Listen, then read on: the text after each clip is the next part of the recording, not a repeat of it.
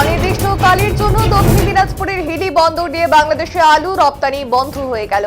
মূলত আজ সর্বশেষ 17টি ট্রাকে করে আলু বাংলাদেশে রপ্তানি করা হয়, যার স্লট বুকিং ছিল পূর্বেই। নতুন করে কোনো স্লট বুকিং না হওয়ার জন্য অনির্দিষ্টকালের জন্য আলু রপ্তানি বাংলাদেশে বন্ধ থাকবে। এক্সপোর্ট অ্যান্ড ইম্পোর্ট অ্যাসোসিয়েশনের দায়িত্বপ্রাপ্ত আধিকারিক। পাশাপাশি পেঁয়াজ সহ অন্যান্য সামগ্রী স্বাভাবিক থাকবে বলে সূত্রের খবর। তবে বাংলাদেশের উত্তাল পরিস্থিতির প্রেক্ষাপটে রাজ্য সরকারের এমন সিদ্ধান্ত বাংলাদেশে আলুর দাম ব্যাপক পরিমাণে বাড়বে বলে ব্যবসায়িক মহলের ধারণা। পাশাপাশি বাংলাদেশ থেকে অনেক নাগরিক মেডিকেল ভিসায় ভারতে চিকিৎসা করতে এসেছেন, কিন্তু তারা দুশ্চিন্তায় রয়েছেন আগামী দিনে কিভাবে ভারত চিকিৎসা পরিষেবা গ্রহণ করবেন, কারণ নতুন করে ভিসা প্রদান করা হচ্ছে না বাংলাদেশিদের। এর ফলে বাংলাদেশের নাগরিকেরা ব্যাপক সমস্যার সম্মুখীন হবে, এ বিষয়ে কোনো সন্দেহ নেই। আর পাশাপাশি আজকের পর থেকে আর কোনো আলু বাংলাদেশে রপ্তানি করতে পারবে না বলে এক্সপোর্ট সূত্রে খবর। এর ফলে ভারতীয় বাজারে আলুর দাম ব্যাপক পরিমাণে কমার সম্ভাবনা। ফলে কি ক্ষতিগ্রস্ত হতে পারেন ভারতীয় আলু চাষিরা? তবে বাংলাদেশের উত্তাল পরিস্থিতি নিয়ে বেশ চিন্তিত বাংলাদেশের নাগরিকেরা। এই বিষয়ে এক বাংলাদেশি নাগরিক ভারতের চিকিৎসা করতে এসে দুর্বিষহ অভ্যন্তরীণ সমস্যার কথা আমাদের সামনে তুলে ধরেন।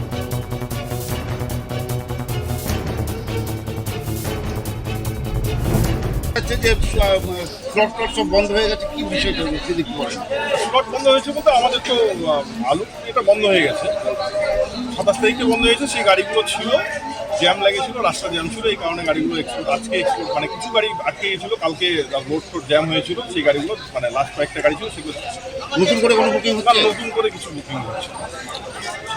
বাইরে আলুগুলো তো যেতে পারে? হ্যাঁ, বাইরে আলু সব পাঞ্জাব ইউপি বাইরে থেকে গাড়ি না, স্লটে যদি না বুকিং হতে কোন করে স্লট নতুন করে বুকিং হচ্ছে না। যেগুলো এই পর্যন্ত যাচ্ছে বাইরের গাড়ি যেগুলো আছে সেগুলোই যাচ্ছে বাইরের। তাহলে কি মনে করছেন যে আগামীকাল থেকে সব বন্ধ হয়ে যেতে পারে? আগামীকাল থেকে বন্ধ বলতে নতুন করে স্লট নেই তো, গাড়ি তো স্লট খুললে তবেই আবার গাড়ি যাবে। অন্যান্য সামগ্রী পেঁয়াজ আলু না, সব ঠিক আছে, অন্যান্য সামগ্রী স্লট আছে। আজকে কতটা গাড়ি যাচ্ছে? আজকে কয়েকটা গাড়ি আছে, 16টা কি 17টা 18টা এর মতো গাড়ি আছে, যেগুলো কালকে আটকা পড়ে গেছিলো মুখে এসে, মানে রাত্রিবেলা জ্যাম হয়ে গেছিলো, রোড কারণে যেতে পারেনি। এই গাড়িগুলো টেন্ডার হয়ে আছে তো, বাংলাদেশে কিছু গাড়ি চলে গেছে, এটা একসঙ্গে হয়তো দুটো গাড়ির মধ্যে একটা গাড়ি গেছে, একটা গাড়ি থেকে গেছে, এই গাড়িগুলোই যাবে। আগামীকাল থেকে কোনো গাড়ি যাবে আশা মনে করছে? হ্যাঁ, আগামীকাল থেকে কোনো গাড়ি যাবে কি? আর না, আগামীকাল কোনো গাড়ি যাওয়া আলু কি তাহলে অনির্দিষ্টকালের জন্য বন্ধ হয়ে গেল? আর পেঁয়াজটা কি চালু থাকবে? পেঁয়াজটা তো চালু থাকবে। আপনার নামটা বলুন। আমার নাম ধীরাজ অধিকারী। আসলে আমি যদি বলি বাংলাদেশে আমরা সকল জাতি মিলে একটি সুন্দর দেশ এবং সুন্দর একটি অবস্থা আমরা প্রতিনিয়তই আমরা প্রত্যাশা করে থাকি। সেখানে আসলে আমরা বিভিন্ন জাতি ধর্ম বর্ণ নির্বিশেষে একসাথে থাকারই কথা ছিল, কিন্তু আমরা যেটা দেখেছি 1971 সাল থেকে শুরু করে আজ পর্যন্ত আমাদের বাংলাদেশে আমরা সেটা পাই, এবং আমাদের দেশের যে বর্তমান অবস্থা সেটা আমাদের আসলে অনাকাঙ্ক্ষিত একটা পরিবেশ, যেটা আমরা কখনোই প্রত্যাশা করি না। আমরা চাই যে বাংলাদেশে আমরা প্রত্যেকটা ধর্মবর্ণ নির্বিশেষে প্রত্যেকটা জাতি একসাথে সুন্দরভাবে বসবাস করার জন্য, কিন্তু মানে এক শ্রেণীর যারা শৃঙ্খলা তৈরি করে, যারা সবসময় আসলে বিভিন্ন ধর্মের দোহাই দিয়ে বিভিন্ন সময় আসলে এদেশের একটা উত্তপ্ত পরিবেশ তৈরি করে, তারা প্রতিনিয়ত আমাদের সেই 1971 সাল থেকে শুরু করে এই 54-55 বছর পর্যন্ত আমাদেরকে বিশেষ করে সনাতন জাতির উপর বিভিন্ন সময় বিভিন্ন পরিস্থিতিতে আমাদেরকে অত্যাচারিত, নিপীড়িত, নির্যাতিত হতে হয়েছে। আমাদের খুব সমস্বাভাবিক যে বিষয়টা, আমাদের চিন্ময় কৃষ্ণ প্রভু, ওনাকে একটি মিথ্যা মামলা যেটা আসলে হয়রানি করা হচ্ছে, এটা আমরা কখনোই চাই না। আমরা চাই যে আসলে এদেশের সরকার এবং যে কোনো দেশের পৃথিবীর প্রতিটি মানুষের একটি প্রত্যাশিত যে একটা জায়গা, সেটা শান্তির একটা জায়গা।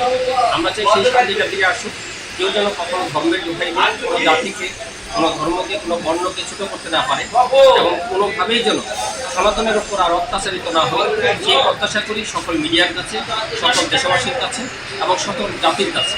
তা আমরা বিনীতভাবে রিকোয়েস্ট করব, যারা আসলে আজকের দিনে এই পরিবেশ তৈরি করেছেন, যে চক্রান্ত করে যাচ্ছেন, এই চক্রান্তটাকে আমরা অবশ্যই খুব শীঘ্রই মানে একটা শান্তির পরিবেশ চাই।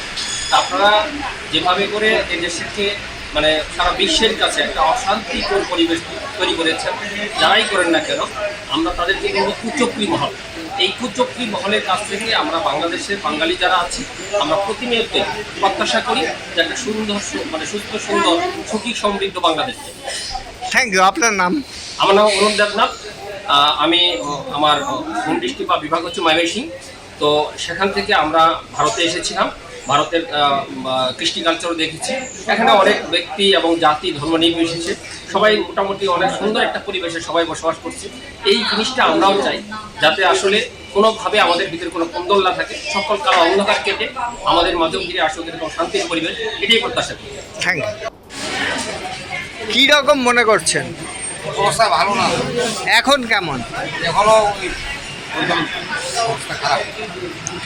আপনারা তো আবার বাংলাদেশে ফিরছেন, বাংলাদেশ অধিবাসী, তো কেমন পরিস্থিতির মধ্যে পড়বেন বলে মনে করছেন? আমাদের এদিকে ভালো, দিনাজপুরের দিকে ভালো, কিন্তু অন্যান্য দিকে খারাপ শুনতেছি আর কি। এইটাই। আপনার নাম? আমার নাম মাহফিজুর রহমান। কী রকম অসুবিধা হচ্ছে ওইখানে? ওইদিকে হচ্ছে, আমাদের দিনাজপুরে কোনো অসুবিধা নেই। আপনার নাম? মাহফিজুর রহমান। কী রকম